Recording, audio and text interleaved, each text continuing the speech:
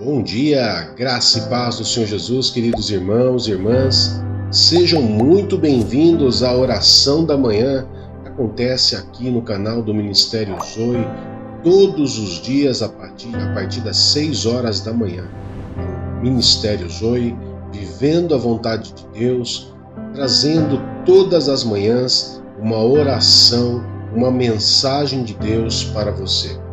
Eu sou o pastor Fábio e eu quero hoje trazer uma palavra que está no livro de Isaías, capítulo 59.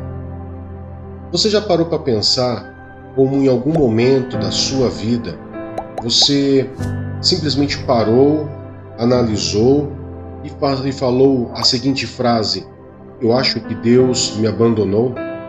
Ou Deus ele não quer me abençoar? Queridos, diariamente nós recebemos mensagens, pedidos de oração, onde muitas pessoas acham que Deus simplesmente as abandonou. E isso nunca foi uma verdade, e isso nunca será uma verdade.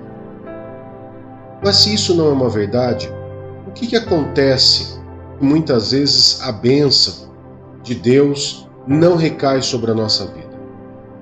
Então é isso que nós vamos estar vendo aqui no Isaías capítulo 59, verso do 1 ao 3, que diz assim, queridos: Vejam, o braço do Senhor não está tão encolhido que não possa salvar, e o seu ouvido tão surdo que não possa ouvir.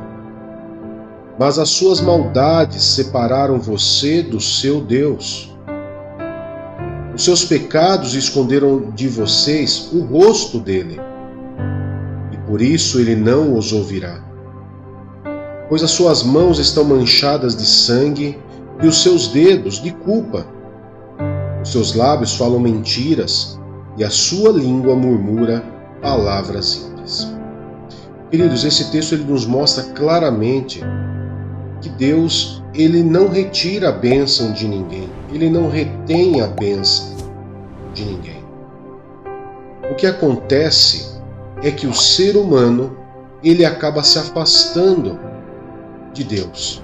Ele acaba saindo por conta própria, porque talvez se acha autossuficiente e se afasta dos caminhos do Senhor. Isso, cada vez que você se afasta dos caminhos de Deus, isso gera uma rebelião. Isso gera algo que é pecado na vida do ser humano. Se afastar dos caminhos de Deus, sair debaixo da proteção de Deus, é pecado também. Agora, todos nós temos que entender que as nossas maldades, a maldade do ser humano, nos afasta de Deus? Sim, nos afasta de Deus. Os pecados nos afastam de Deus? Também. Mas muitas vezes você pode estar pensando, mas pastor, eu estou na igreja, eu vou no culto todo domingo, eu vou no culto na quarta-feira, eu vou no culto da libertação, eu vou no dia profético, eu vou no culto, mas eu não consigo ver a bênção de Deus sobre a minha vida. E eu falo para você assim, para que você possa parar em um momento e pensar, analisar, fazer um autoexame. Será que eu não estou cometendo alguma maldade, pecado? Ou será que as minhas mãos, os meus dedos, os meus lábios, a minha língua não está em pecado? Porque, querido, aqui nos cita situações que podem estar bloqueando você mesmo e não bloqueando a Deus. Bloqueando o seu relacionamento, você com Deus. Porque isso, cada vez que você comete um pecado, cada vez que as suas mãos, seus dedos, seus lábios, suas línguas pecam contra Deus, ou pecam contra o próximo, isso vai te afastar de Deus.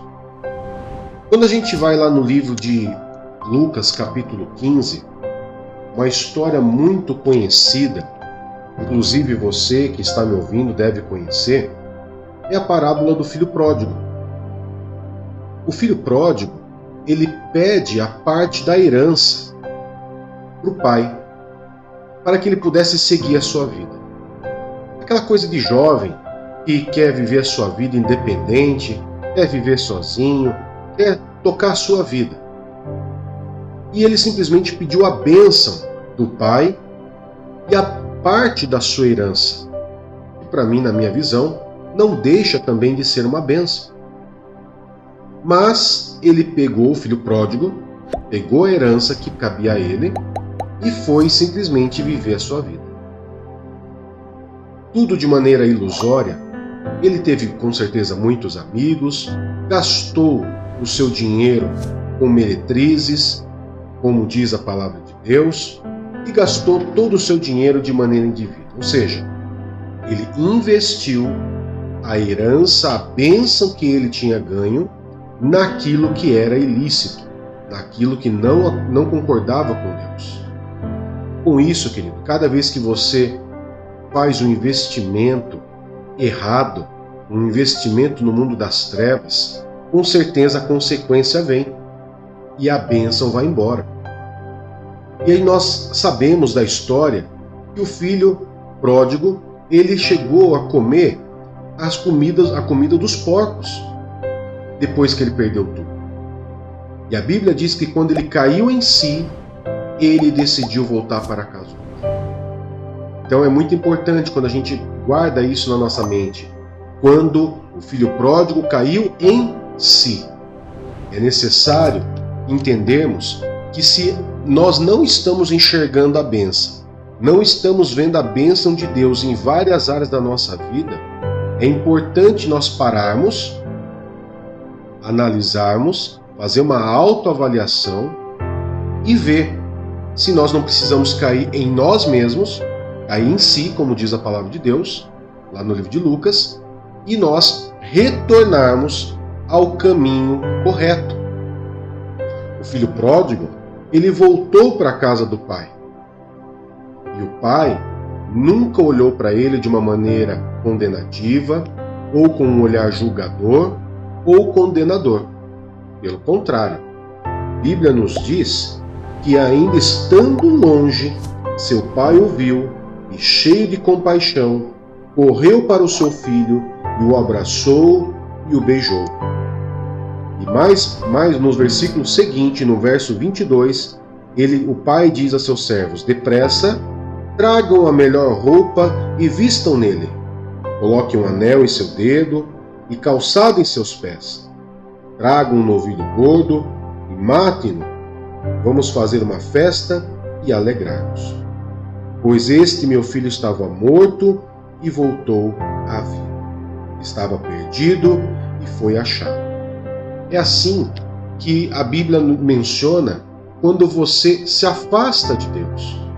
Então tire isso da sua mente, que Deus não olha para você ou que Deus não quer te abençoar. Muito pelo contrário. Deus, ele quer muito derramar as bênçãos sobre a tua vida. O problema, muitas vezes, aonde você está. E aonde você está, muitas vezes, não é debaixo das mãos de Deus. Então, que você nesse dia, você possa entender, que você possa ouvir com os ouvidos e entender com o coração de que Deus, ele quer te abençoar. Mas, muitas vezes, existe algo como pecado, rebelião, mancha de sangue, culpa, lábios de mentira e língua murmuradora que está separando você da presença de Deus. Não é nem separando, na verdade, mas te afastando dos caminhos de Deus. E, obviamente, Deus, ele vai permitir que você se afaste porque você fez uma escolha, né? Você fez uma escolha, não foi Deus que fez a escolha, foi você. Então, se você que fez a escolha de sair, hoje, faça a escolha de voltar.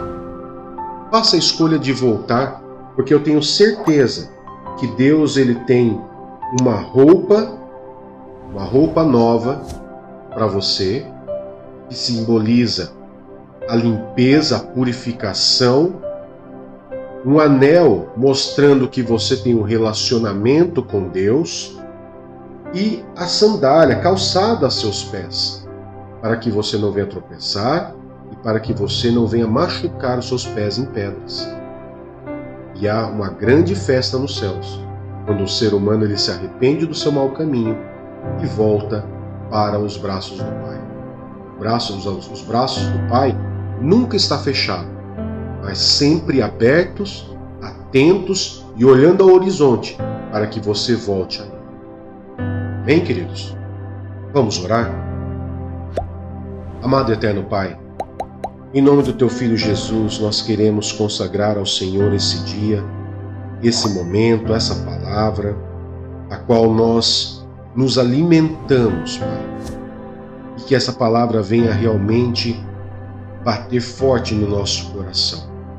Ela venha mexer com a estrutura da nossa alma.